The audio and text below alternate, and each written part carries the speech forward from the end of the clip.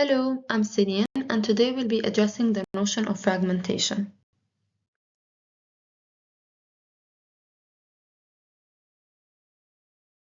Fragmentation as a constitutive principle. Quote, even the greatest system is merely a fragment. Schlegel's claim on this quote is a structural reversal of the notion of fragmentation. The traditional philosophical hierarchy placed the system above the fragment systems were complete, authoritative, total. Fragments were partial, dependent, secondary. Schlegel dismantles this hierarchy at its foundation. If even the greatest system is merely a fragment, then no system, however internally coherent, however comprehensive in its ambitions, can claim to stand outside the condition of fragmentariness. Systematically does not overcome fragmentation, it operates within it. What Gachet draws out of this reversal is a decisive philosophical consequence. The fragment is not defined by its relation to a system. The system is revealed to be a fragment within a broader intellectual horizon. It cannot see, cannot name, and cannot contain. Every system, by the very act of organizing thought within a boundary, simultaneously produces an outside, something left beyond its limits, that immediately relativizes its claim to completeness. The boundary that gives a system its coherence is the same boundary that exposes its partiality. This makes fragmentation a critical principle, not merely a formal condition, but an epistemological one. Fragmentation is what prevents any structure of thought from mistaking its own organization for finality. It keeps inquiry permanently open by ensuring that no framework can install itself as the last word. Systems remain necessary. They organize, they clarify, they make thought possible, but they must remain conscious of their own limits. The moment a system forgets it is a fragment, it becomes dogma. My A2 model operates as a field of fragments that resist totality, where spatial meaning emerges through discontinuity, tension, and the active role of void.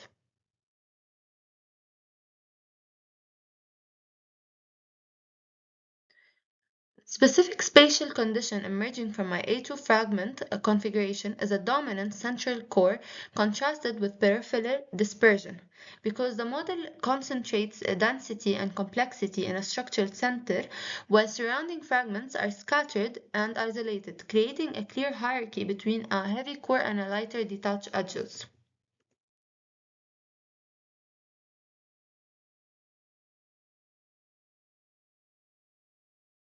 The site is experienced as a layered condition of memory and atmosphere, where historical significance coexists with decay, artificial reconstruction, and moments of natural continuity. This creates a tension between authenticity and transformation, revealing the site not as a unified whole, but as an evolving, lived environment shaped by time, material, and perception.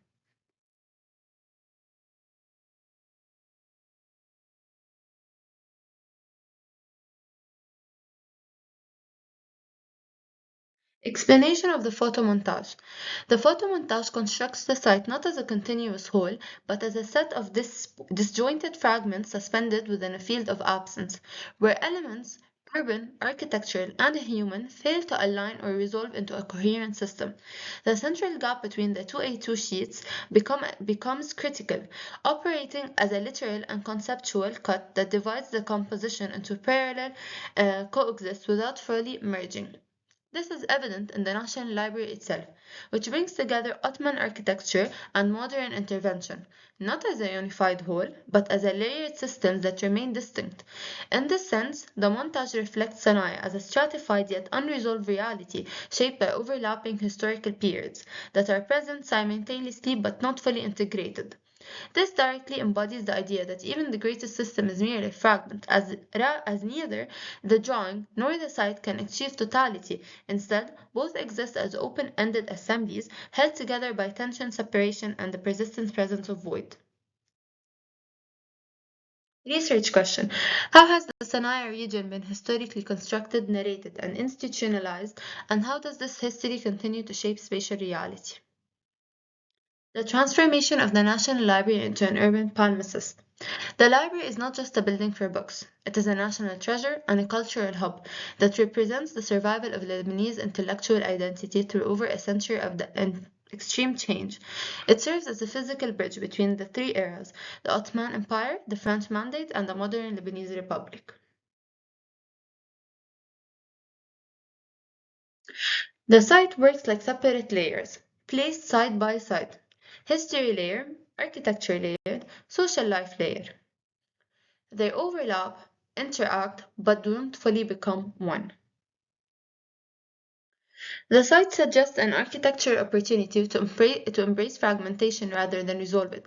The coexistence of the Ottoman structure and the modern glasses extension shows that the history here is layered, not unified, allowing for a design approach based on juxtaposition, visible differences, and the use of voids and separation. This leads to an architecture that remains open-ended, where distinct elements coexist without being forced to a single, unified system. The proposal redefines the relationship between man and nature not through seamless integration, but through mediated fragmentation.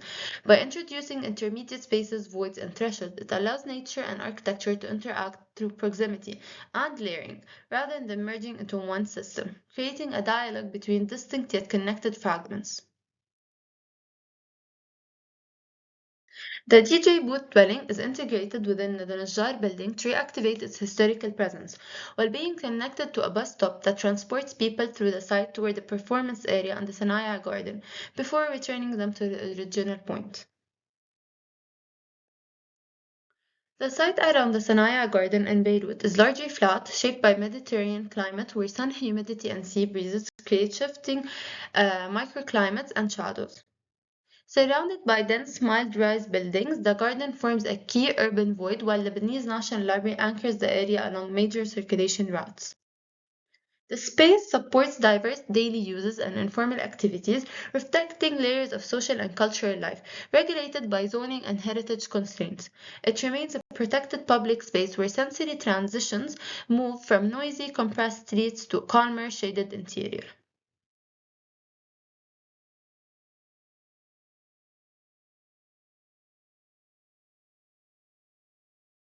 Design hypothesis. I propose a DJ booth dwelling on a fragmented urban field in which fragmentation is used to construct an open domestic system defined by relationships rather than enclosure. The proposal breaks a singular architectural volume into horizontal and vertical planar fragments that organize space through distance, overlap, and alignment. The intervals between fragments become active voids that operate as zones of movement, pause, and visual continuity. Movement through the dwelling produces a sequential experience of compression and release, where space is gradually revealed. Fragmentation here is not a sign of incompleteness, it is a generator of spatial differentiation, porosity, and a dynamic phenomenological experience of inhabitation. As we enter the model, we are first introduced to the living room, which acts as the primary social and gathering space, setting the tone for the domestic experience. This then transitions fluidly into the kitchen and dining area, forming a continuous zone of interaction and daily activity.